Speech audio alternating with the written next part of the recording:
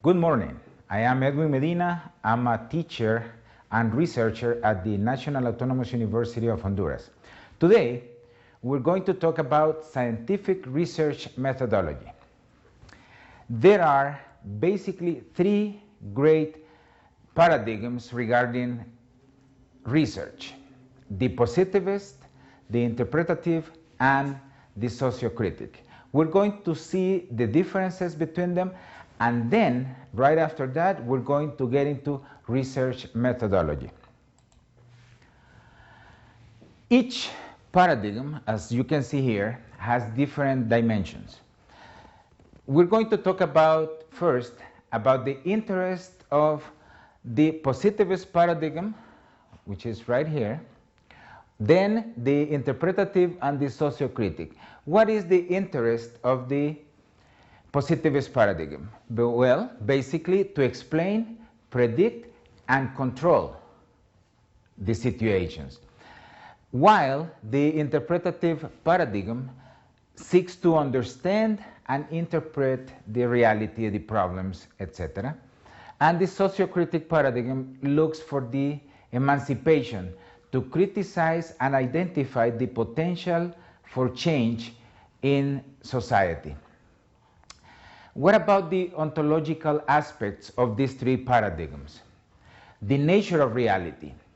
For the positivists, the reality of the nature of reality is given, it's singular, it's tangible, it's fragmented, and it's convergent. While from an interpretative paradigm, the nature of reality is constructed, divergent, holistic, and multiple. In the sociocritical paradigm, we talk about a reality that is constructed and holistic. Now, other dimension, what is the relation between subject and object in research? According to the positivist, the relationship is independent, neutral, free of values. In other words, the values do not interfere with research. While in the interpretative paradigm, we talk about interrelation, a relationship that is influenced by subjective factors. And in the sociocritic paradigm, we talk about the same interrelation, but a relationship that is influenced by its strong commitment to change. Each paradigm or scientific paradigm has a purpose. For example, the positivist paradigm purpose is to generalize ideas or results and is centered on similarities, while the interpretative paradigm is more concerned on transferability based on the context and centered on the differences that we can find. The sociocritical paradigm has work hypotheses based on context and centered also on differences. As we mentioned before, the axiology or the role of values in each of these paradigms is also different. For example, in the positivist paradigm, research is supposed to be free of values. In other words, it's neutral.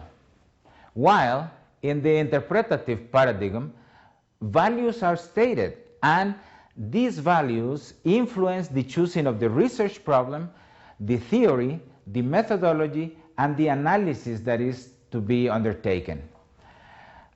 In the sociocritical paradigm also, values are stated, and we work on the criticism of ideologies, and these values are also shared values by the research community.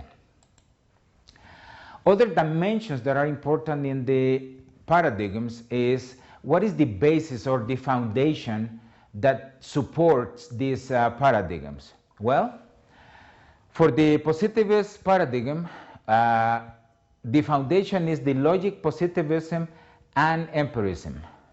In the interpretative paradigm is phenomenology and other interpretative theories. The socio-critical paradigm works mainly with critical theories. The nature of research from a positivist point of view is objective, static, unique, and convergent, while in the interpretative paradigm is more dynamic, holistic, is constructed and divergent based on differences. The sociocritic is shared, historical, constructed, and also divergent. Let's talk a little bit about the quality criteria. How do we define the quality in research? Well, in the positivist paradigm, we talk about objectivity as a main factor. We also talk about validity, okay? But in the interpretative paradigm, we talk about credibility, confirmation, and transferability. In the sociocritical paradigm, we are concerned with the intersubjectivity and a validity that is agreed upon. The theory and practice relations. From the positivist point of view or paradigm, theory and practice are dissociated. In other words, it is theory that rules the practice. But in the interpretative point of view, theory and practice are related. There is a mutual feedback between both of them, and in the sociocritic paradigm, theory and practice are simply indissociable. There is a dialectic relation. They are always in conversation per se. Regarding data collection and analysis, the positivist paradigm emphasizes statistical analysis and quantitative instruments, while the interpretative deals with inductive analytical analysis and triangulation. The sociocritic paradigm deals with something that is called intersubjective dialectic analysis.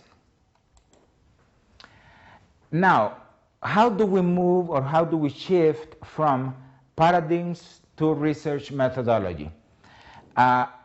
What I've talked about before kind of lays the foundation to move into research paradigm. I think it's a perfect segue from paradigms and all the ideology behind paradigms to methodology, to have a good foundation on why we do things in a certain way. In other words, the method we use.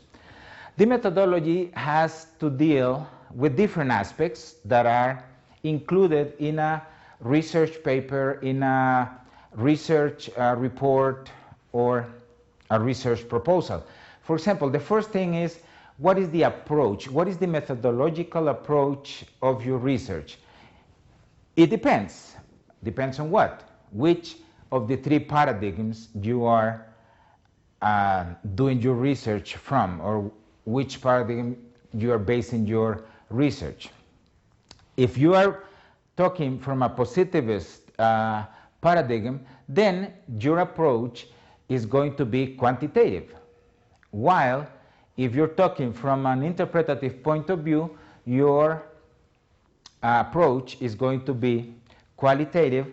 And if you are in the sociocritical paradigm, your approach is going to be emancipatory.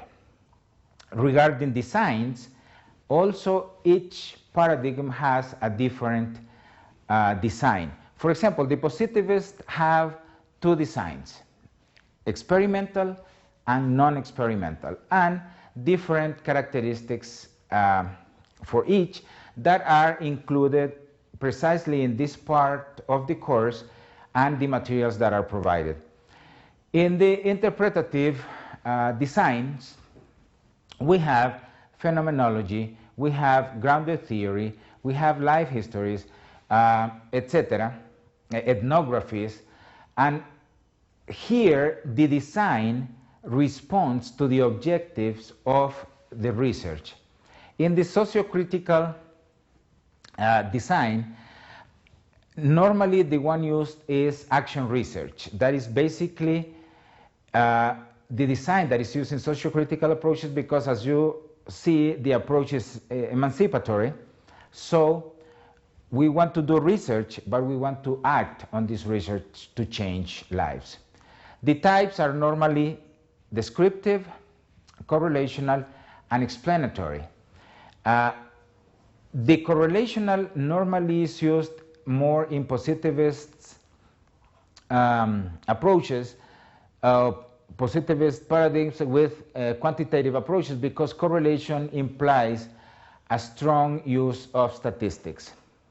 Variables of categories are used depending on the kind of approach, if it's quantitative or qualitative or socio-critical. That depends. Also, the population or sample to be used varies depending on the approach. If it is a quantitative approach, normally the sample has to follow a formula for sampling, and if it is an interpretative approach, normally the sample is